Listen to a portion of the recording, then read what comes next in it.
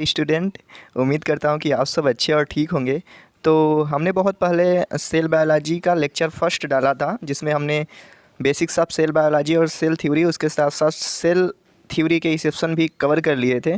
तो उस लेक्चर को जिन्होंने नहीं देखा है, आई बटन पे क्लिक करके उस पर स्विच करके देख सकते हैं। तो आज है लेक्चर नंबर 2।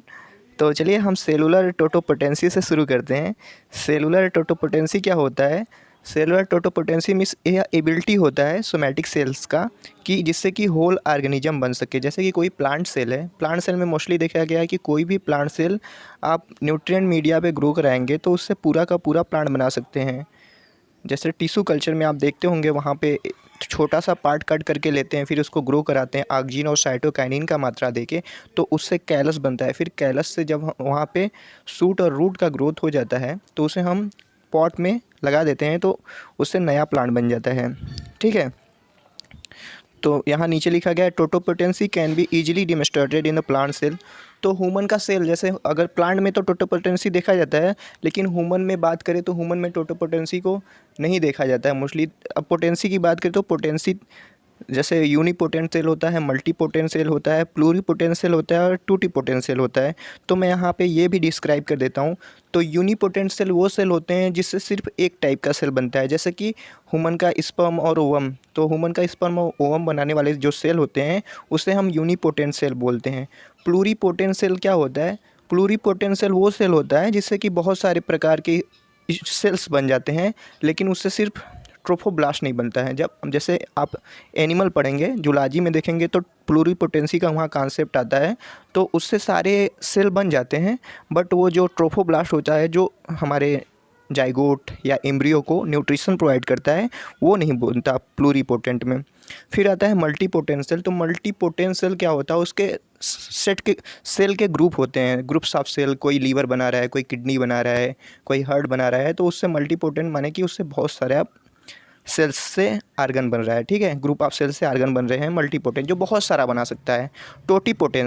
टोटीपोटेंसी की बात करें तो टोटीपोटेंसी मतलब एक सेल से पूरा पूरा आर्गन बन जा रहा है। प्लांट में देख लो, जैसे हाइड्रा की बात करें तो हाइड्रा में बनता है, लेकिन उसे पूरी तरह से टोटीपोटेंसी आप कह भी सकते हो, नहीं भी कह सकते हो। ठीक है, तो ये बात हो गया।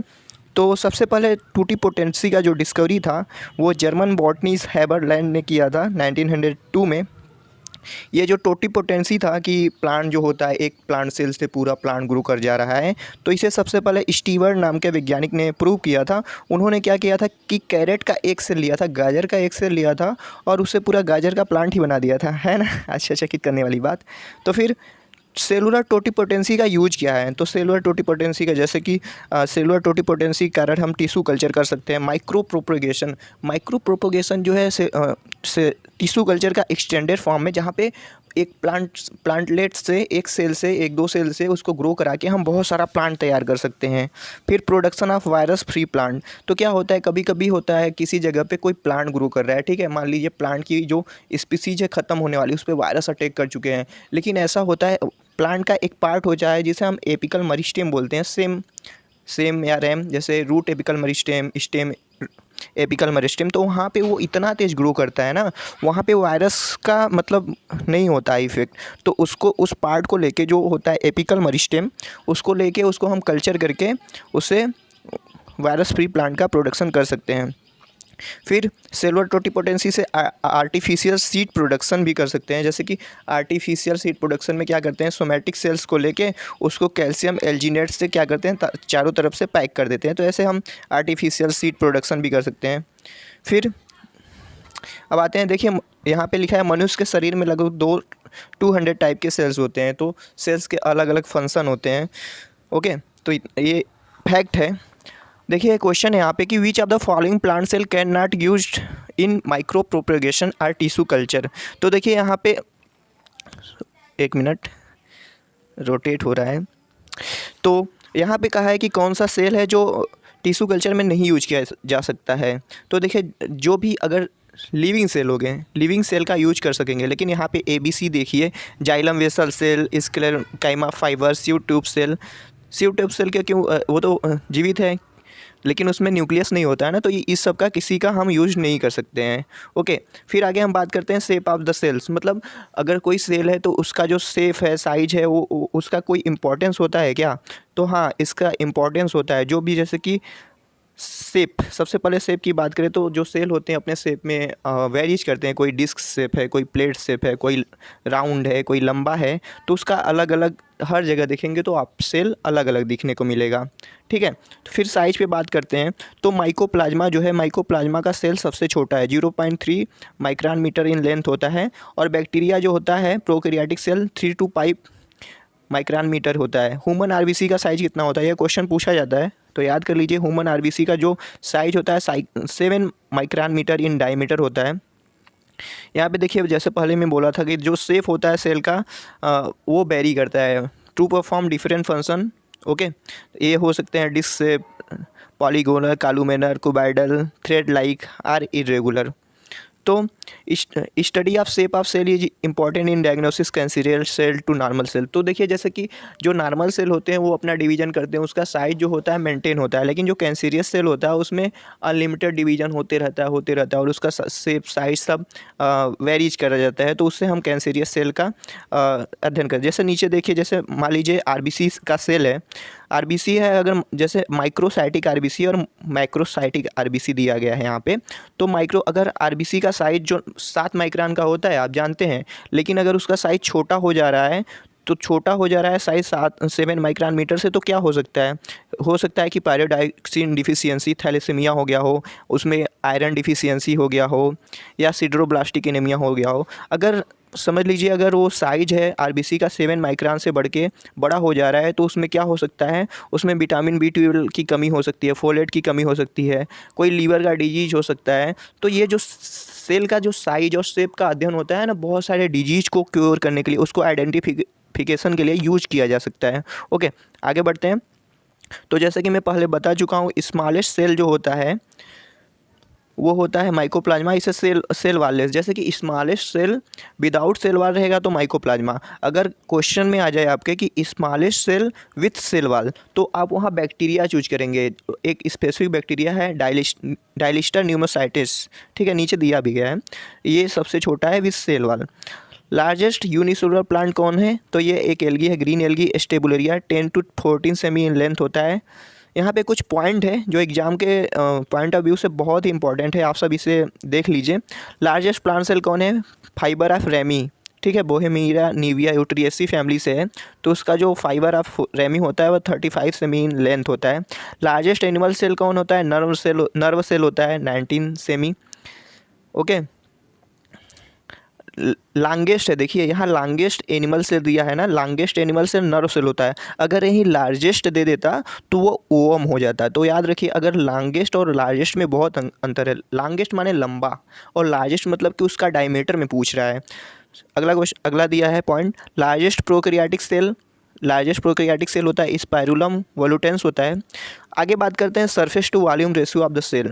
तो देखिए, एक यहाँ से भी क्वेश्चन पूछता है कि मतलब किसका मेटाबॉलिक एक्टिविटी ज़्यादा होगा।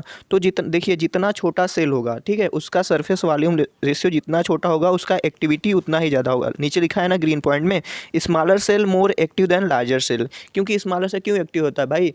क्योंकि स्मॉल सेल रहेगा, न्यूक्लियस रहेगा, तो पूरे अच्छे से कंट्रोल कर सकते। ऐसे मान सकते हैं कि आपका घर है, छोटा सा है तो छोटा है, भाई बहन कम हो, फैमिली छोटी है तो आपके पापा को कोई प्रॉब्लम नहीं होती, अच्छे से देख रेख कर सकते हैं। अगर बड़ा है, पापा आपके न्यूक्लियस है समझ लीजिए, तो वो बड़ा परिवार है तो उसको देख रेख नहीं कर सकते हैं, सबसे इंटरेक्ट नहीं कर सकते हैं। तो जितना छोटा सेल होगा उतना एक्टिव रहेगा, ठीक है।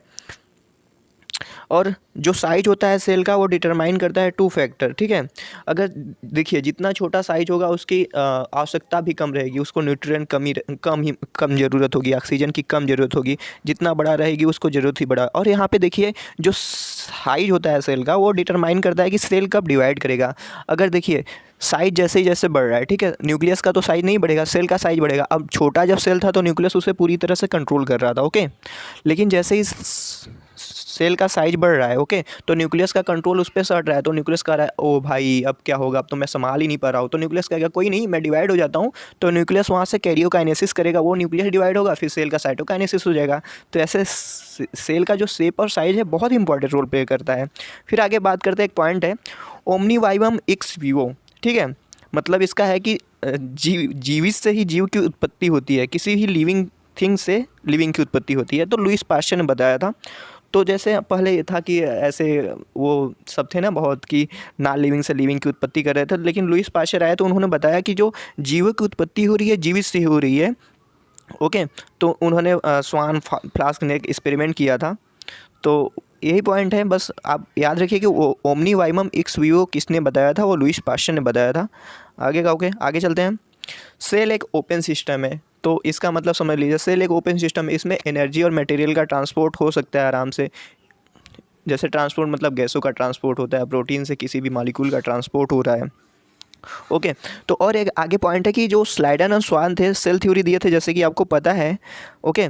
तो उन्होंने जो सेल थ्योरी दिया था उन्होंने पब्लिश किया था एक पेपर में, जो कि था microscopic investigation on the similarity and structure of growth in animal and plant. तो ये पेपर का नाम था, इम्पॉर्टेंट है। अगला पॉइंट है कैलस। तो कैलस के बारे में बता देना चाहता हूँ। कैलस जैसे बहुत जगह पूछ लेते हैं भाई बता कैलस क्या होता है। तो कैलस क्या होता है, unorganised but actively dividing mass of undifferentiated cell. तो जैसे कि वो क्या होता है, अनडिफरेंशिएटेड सेल आप कह देंगे तब भी चलेगा, और अनडिफरेंशिएटेड सेल है मतलब उसमें रूट इस सब का आप आइडेंटिफिकेशन नहीं कर रहे हैं, लेकिन उसका डिवीजन जो कैपेसिटी है डिवीजन की वो बहुत ही तेज़ है, ओके। तो ये रहा आज का आपका सेकेंड लेक्चर। बने रहिए हमारे साथ। अगर वीडियो अच्छा लगा हो, पढ़ाने का तरीका में अगर कुछ आपको इम्प्रूवमेंट चाहिए, मेरे में कोई आपको फीडबैक देना है तो आप दे सकते हैं। ऐसे ही बने रहिए हमारे साथ। मिलते हैं आपसे नेक्स्ट वीडियो में। Thank you for watching this video.